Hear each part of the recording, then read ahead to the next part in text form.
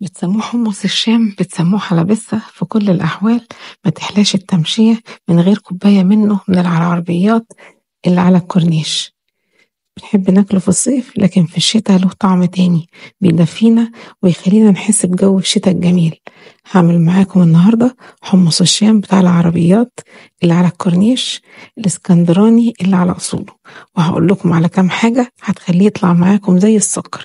لو عجبتكم الوصفة يا ريت لايك وشير والاشتراك في القناة وفعلوا الجرس علشان يوصل لكم كل جديد. أول حاجة قبلها بيوم هنقع نص كيلو من الحمص، ودي خطوة مش اختيارية، دي أساسية جدا. وأحط معاه معلقة صغيرة من الملح ومعلقة من الكمون، علشان حباية الحمص لما تمتص المية تاخد من الملح والكمون ويكون طعمها لذيذ بعد السوا.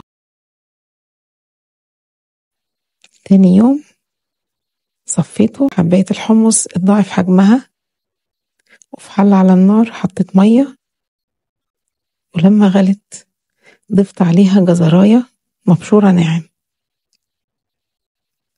هنسيب الجزرة تغلي على النار 5 دقايق، بعدها هضيف 4 فصوص من الثوم الكامل علشان بعد الحمص ما يستوي أعرف أخرجها من الحلة بسهولة. ضفت مرقة خضار، مش لحمة ولا فراخ، وما ينفعش نحط شوربة. ضفت كمان معلقة كبيرة من الملح، معلقة كبيرة ونص من الصلصة البيتي أو الجاهزة. لو مش متوفرة نقدر نضيف كوباية من عصير الطماطم المتصفي كويس.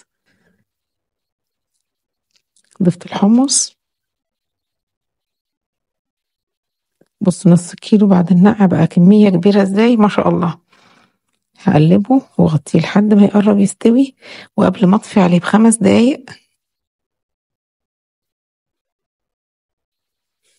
هضيف عليه مجموعة بهارات. هضيف عليه معلقة كبيرة من الثوم البودر، معلقة كبيرة بصل بودر، معلقة كبيرة كمون، معلقة كبيرة من البابريكا. هقلبه واسيبه يغلي كمان 5 دقايق. كمان خلي بالكم النار تكون متوسطة، وتقلبوه من وقت للتاني. لو احتاج مية نضيف مية مغلية، بلاش تضيفوا مية باردة. وقبل ما اطفي عليه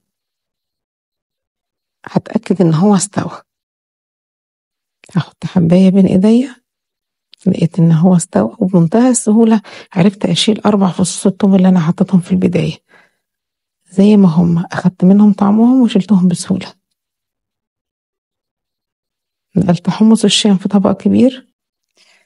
طبعا الوقت اللي هيستوي فيه الحمص بيختلف حسب حجم حباية الحمص، وحسب الكمية اللي هتعملوها، وحسب الوقت اللي اتنقع فيه.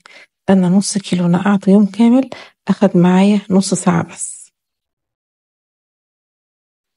وهحط على الوش ثمرة من الفلفل الحامي وليمون وحبة من اليانسون. اليانسون بيديله ريحة حلوة قوي.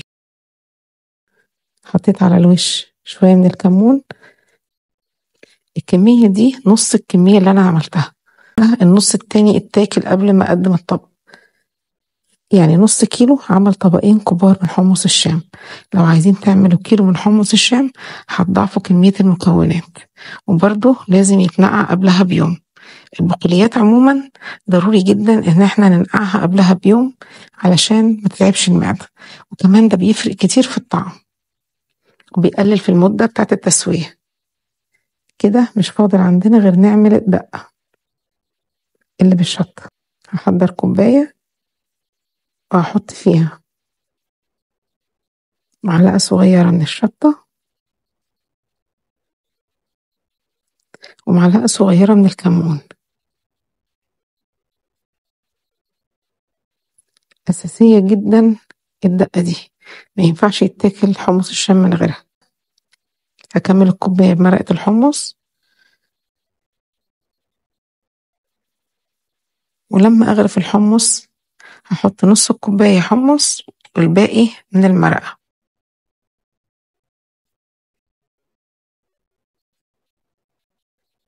جبت الكوباية اللي هغرف فيها وحطيت نص الكوباية من الحمص وكملتها بالمرقة، بس سبت مقدار عشان أضيف عليها الدقة اللي بالشطة.